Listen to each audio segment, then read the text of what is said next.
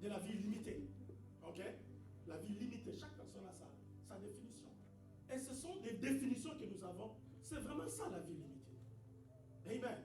J'aimerais juste intensifier ce qu'on connaît déjà de la vie limitée. Je ne viens pas pour nous donner une nouvelle définition de la vie limitée. Non, on connaît déjà la vie limitée. Tu connais ce que c'est la vie limitée. J'aimerais juste nous rappeler sur ça. J'aimerais juste intensifier sur ça. C'est quoi la vie limitée? La vie limitée, c'est une vie vide des résultats qu'on veut jouir.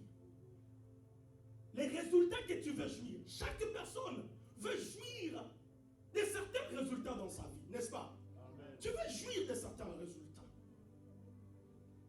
Mais, lorsque tu n'arrives pas à jouir de ces résultats, c'est la vie limitée. La vie limitée, c'est quoi? La vie limitée, c'est une vie de surprises désagréables que nous vivons jour après jour. La vie limitée, c'est quoi? C'est une vie de toutes sortes de maladies incurables. Dieu n'a pas créé l'homme pour subir des maladies incurables. Tu pars voir un médecin, le médecin te dit que ton cancer commence à te préparer parce que ça va te prendre 10 jours, ça va te prendre 30 jours, ça va te prendre 6 mois et tu vas mourir. Ça veut dire le médecin a libéré en véridique dans le sens que pour toi tu as une limite de 6 mois de vie. 3 mois de vie. Ah, cette maladie t'amènera à la mort. Cette situation t'amènera à la mort.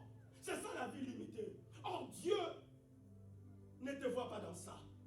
Si tu es en train de traverser tel que tu es là, une situation que tu sens que là, ça c'est vraiment une situation, une vie limitée, je déclare que Dieu te fasse sortir de là maintenant au nom de Jésus. Si tu souffres d'une maladie incurable, là où tu es, je déclare que la guérison surnaturelle t'affecte au nom puissant de Jésus. Sois guéri au nom de Jésus. Sois guéri au nom de Jésus. Vous savez, ma sœur aînée, du côté de mon père, est maintenant morte. Mais elle était morte. Selon le médecin, d'une tumeur, une tumeur, je te correcte, en français là, avec les articles c'est compliqué. Une tumeur qui s'est développée dans son cerveau sans qu'il le sache. Chaque jour, elle vaquait à ses occupations. Elle allait dans ses business. Mais sans savoir qu'il y avait une tumeur qui s'est développée dans son cerveau, sans le savoir. Et lorsqu'il y a eu des répercussions maintenant, parce que c'était déjà arrivé à un niveau chronique, et puis elle tombe, on l'amène à l'hôpital. Lorsqu'on l'amène à l'hôpital, on dit que sa situation, il faut une opération d'urgence. Sinon, elle mourra.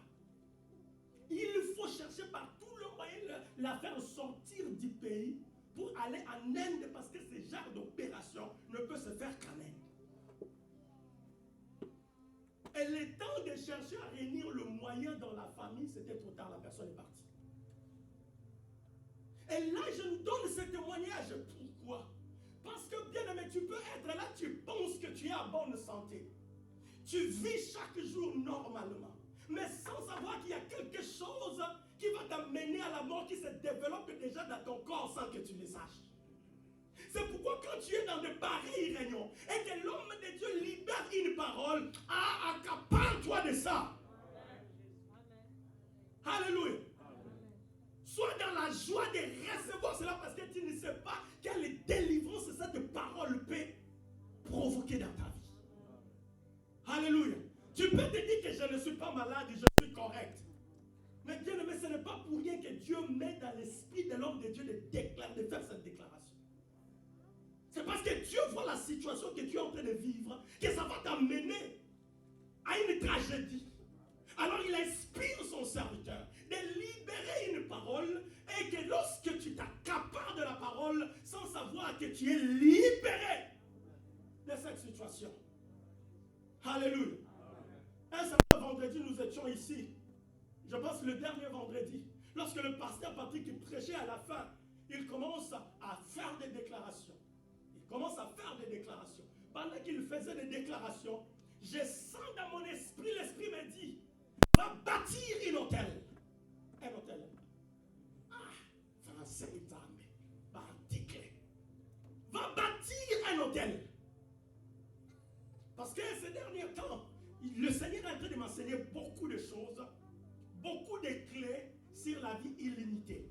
Et parmi les clés, parmi la clé, ou parmi les clés de la vie illimitée, il y a aussi ce qu'on appelle l'autel. L'autel amène dans une vie illimitée.